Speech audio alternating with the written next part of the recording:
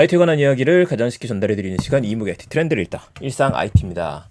자, 오늘 이야기 세 가지 소식 준비했습니다. 구글 픽셀폰에 대한 이야기, 애플의 XR 확장 OS죠. 그리고 갤럭시 폴더블 물방울 힌지 금용폰 공개 예정 세 가지 하나씩 살펴보도록 할게요.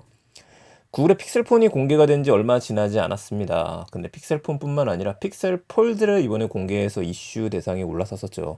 저도 꽤 관심이 가는 폰들인데 문제가 한 가지가 있어요. 인기 감소라고는 하지만 인기가 있었던 적도 사실은 별로 없었다. 이게 좀 문제겠죠. 국내에서는 더 압도적으로 심한데요. 픽셀폰은 살까 말까 고민하시는 많은 분들이 구글 픽셀폰이 사진이 기가 막히게 잘 나옵니다. AI 기능으로 굉장히 좋고요. 구글 카메라 자체가 쓰였기 때문에 이건 뭐 믿을만 하죠. 그리고 과거 같은 경우에는 이걸 구매하시게 되면은 구글 포토에 무제한으로 사진을 업로드할 수 있는 기능들도 추가가 됐었어요. 근데 지금은 그렇지 않거든요. 그러니까 인기가 감소할 수밖에 없게 되는 겁니다. 구글 픽셀폰을 살 거면 갤럭시를 사는 게 낫다. 다른 걸 사겠다. 라는 얘기들도 조금 있었던 것들이죠. 자, 그래서 조금 더 데이터가 나왔어요. 호주에서는 좀 인기인 것 같아요. 5.4% 정도의 점유율을 갖고 있고 미국과 캐나다는 4.6에서 4.5입니다. 더 큰 문제가 되는 거는 이런 픽셀폰을 쓰는 사람들 중에 57%, 과반수 이상이 다음에는 딴 걸 사겠다라고 얘기했던 거예요. 그러니까 난 아이폰을 살래. 이런 식으로 나오는 것들이죠. 이에 반면에 삼성전자나 애플을 쓰고 있는 사람들은 34%만이 다른 브랜드로 전환하겠다라고 이야기했다고 합니다. 34%면은 그 10명 중에 3명 정도 바꾸겠다는 얘기예요. 그럼 왜 이렇게 계속 필수폰을 고집하는 사람들이 없느냐라는 이야기로 나오고 있는 게 버그가 많다라고 이야기를 하네요. 그리고 너무 많이 운영체제를 업그레이드하는 거 아니냐, 이거 문제점 있다라는 얘기들이 나왔었던 거예요. 최근엔 픽셀폰 리뉴얼을 위해서 판매량이 좀 증가하긴 했지만 계속 점유율은 낮아진다. 이번에 픽셀 폴드를 출시해서 반격에 나서고 있는데 이게 또 많이 팔리게 될지 관건이 아닐까 싶습니다. 개인적으로는 픽셀 폴드가 잘 안 팔리고 있는 것 같고요. 반값 세일에 들어가게 되면 그때는 한번 고민해 볼 만하다. 근데 또 그때는 갤럭시 폴드 5가 나오게 될 테니까 이것도 참 고민입니다. 그래서 픽셀폰을 우리 뭐라고 부르냐면요, 보통 게르폰이라고 불러요.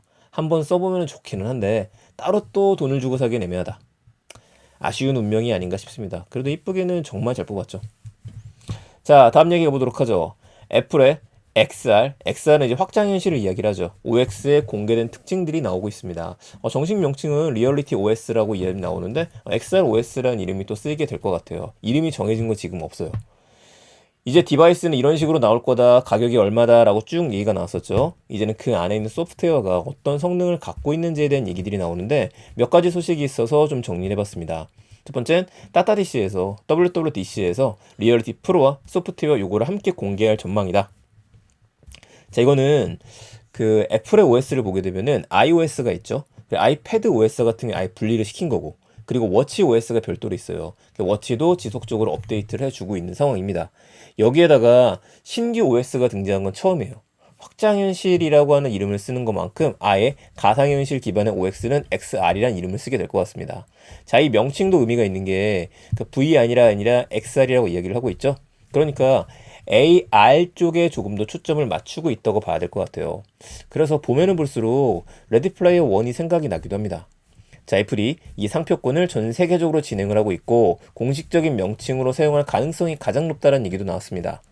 이거는 정기적인 소프트웨어 업데이트를 통해서 새로운 기능과 변경 사항을 제공한다고 이야기를 하죠. 그리고 iOS나 맥의 맥OS와 유사한 방식으로 운영될 예정입니다 라는 기사도 떴었던 걸 보게 되면은 현재는 iOS나 맥OS나 동일한 칩을 쓰게 되면서 연계성이 굉장히 좋죠. 여기에서의 확장이라고 봐도 괜찮을 것 같습니다. 첫 번째 버전에는 게임과 스포츠 경기 신청, TV 프로그램, 애플 TV 얘기하는 것 같고요. 피트니스, 명상 등 다양한 기능이 포함될 거라고 예상이 된다라고 이야기가 나와요. 그러니까 지금은 이미 개발 쪽에 있으신 분들은 아시겠지만은 몇몇 업체들하고 제휴를 맺고 나서 당연히 이번에 헤드셋이 나온과 동시에 사용할 수 있는 어플리케이션 등장해야 되거든요. 그거 이야기가 아닌가 싶네요. XROS에는 시리를 통한 음성 입력도 가능하고 주변의 아이폰, 아이패드, 맥을 사용한 인터페이스 지원에도 중점을 둘 거라고 이야기를 합니다. 그런데 이 시리는 잘 모르겠어요, 솔직히. 꽤 반대했던 걸로도 알고 있거든요. 요즘 성능이 많이 떨어지기도 하고. 자, 아이패드 앱의 개수가 늘어나고 헤드셋을 통해 아이패드 앱에 접근할 수 있게 됩니다. 라는 이야기 나왔었는데 이건 아마도 여러분들께서 아이패드가 있는 상태에서 얘를 쓰게 되면은 아이패드를 확장해서 쓸 수 있는 형태가 아니게 될까 싶습니다. 네, 스크린이 하나가 있는데 하나가 더 생기게 되는 개념이겠죠. 아이패드로 작업을 하시는 분들은 이게 듀얼 스크린이 필요한 경우들이 있거든요. 그러니까 노트북을 사용하면서 듀얼 스크린을 쓰는 것처럼 아이패드만 들고 다니면서 작업을 할 때에도 듀얼 스크린을 써야 이 이야기가 아닌가 싶네요. 조심스럽게 생각을 한번 해보고요. 리얼리티 프로 헤드셋은 맥의 디스플레이 역할을 할 수 있으며 이 얘기가 나왔어요. 아, 이거는 충분히 가능합니다. 지금 같은 경우에도 저도 몇 번 보여드렸었던 엔리얼이라는 제품을 쓰고 있는데 걔를 쓰고 맥이랑 연결하게 되면은 맥이 2개 혹은 3개의 스크린을 가진 걸로 확장해서 쓸 수 있게 돼요. 경험해보니까 굉장히 편했었는데 그 기능이 들어가는 게 아닌가 싶습니다. 물론 더 선명해지겠죠. AR 앱을 만들 수 있는 기능도 포함되어 있다라고 이야기를 하는데 이거는 뭐 구체화된 앱은 아닌 것 같고 간단한 것들은 본인이 제작해 쓸 수 있는 걸 얘기하는 게 아닌가 싶네요. 자, 11번째. 페이스타임을 통해 의사소통도 초기 버전의 핵심 요소가 될 거라고 이야기를 합니다. 그러니까 얘를 뒤집어 쓰고 있으면은 여러분들 얼굴 형태가 이모지 형태라든지 보이기 때문에 눈앞에 여러분들이 다른 사람하고 화상으로 대화를 할 수 있다라고 봐야 될 것 같아요. 그런데 전신 레더링도 가능하다고 하니까 이건 여러분들의 신체까지 측정할 수 있다는 건데 요건 조금 궁금합니다. 자, 마지막 사용자는 헤드셋을 AR과 VR 모드로 전환할 수 있다고 하죠. 이게 가장 매력적인 것 같아요. 그래서 제가 레디 플레이어 1이라고 이야기했던 이유가 버튼 한번 누를 때마다 현실 세계도 볼 수 있고 가상 세계도 몰입해서 볼 수 있고 그럼 양쪽을 다 대응할 수 있는 앱들이 등장하게 된다는 얘기겠죠. 아, 설레면서 빨리 한번 사보고 싶고 사악한 애플인 것만큼 이게 나온과 동시에 왠지 에어팟을 안 사면 안 될 것 같은 느낌이 갖고 있고 또 헤드셋 제대로 귀가 막혀야 될 테니까 그게 다 있어야지만 제대로 공간각을 느끼게 하는 게 아닌가 하는 불길한 예감이 들기도 하네요. 마지막 얘기 가죠. 갤럭시 폴더블 물방울 힌지 금형폰 공개 예정이란 소식이 섰습니다. 갤럭시 폴더블이 예상보다 빨리 나올 것 같아요. 왜냐면 애플에서 지금 따라잡아야 될 게 한두 개가 아니거든요. 그래서 이번 주에 금형 제품을 공유할 예정이라는 얘기가 나왔어요. 외부에는 이제 살짝 공개가 되겠죠. 내부부터 공유하니까. 이 물방울 힌지라는 걸 보여드리게 되면은 이제 웹사이트에 많이 올라와져 있는데 현재는 갤럭시 폴드를 접었었을 때 갤럭시 폴드 시리즈들은 이렇게 접히죠. 여기 있는 것처럼. 그래서 여기서 약간 뜨게 젓가락 모양으로 돼요. 이게 뭐야? 이렇게 되는데 이걸 확 낮춰버리는 겁니다. 붙어 있을 수 있도록. 이렇게 되게 되면은 굉장히 얇게 만들 수 있다. 이 디디넷 코리아에서 한번 올라왔던 게 있어요. 두께가 지금보다 절반까지는 아니더라도 너무 얇아지는 거죠. 굉장히 괜찮다. 다만 이제 중요해지는 게 이렇게 되게 되면은 프리스탑 기능은 빠질 수도 있다라는 얘기 나옵니다. 이게 물방울 모양이죠.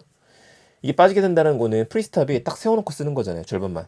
꺾여가면서 원하시는 각도대로. 근데 이게 빠지게 되면은 이건 불만이 속출하지 않을까 싶기는 한데 어쨌든 지금 삼성 입장에서는 더 얇게 만들어야 되고 더 강하게 만들어야 되고 근데 삼성이 이걸 택했다라고 하는 얘기는 신뢰성은 어느 정도 답보가 된 게 아닌가 싶기는 합니다. 그래서 이번에 갤럭시 폴드 5가 나오게 되면은 기존에 있는 갤럭시 폴드 시리즈라고 굉장히 다른 형태의 모습이 될 것 같습니다. 자, 양산에 일부 부품이 들어갔다는 얘기가 나오죠. 출시 일정은 2주 정도 앞당길 얘기라는 게 나오고요. 다음 달 말이나 7월 달까지 마무리할 예정이다. 그러니까 한 지금 3분기면은 7, 8, 9? 한 8월에서 9월. 한 9월 정도에는 우리는 새로운 제품을 볼 수 있을 것 같네요. 물방울 힌지가 대세가 되기 시작했다. 관련해서 어떤 서비스들이 있는지, 어떤 회사들이 엮여 있는지 다시 한번 제가 정리할 수 있도록 하겠습니다.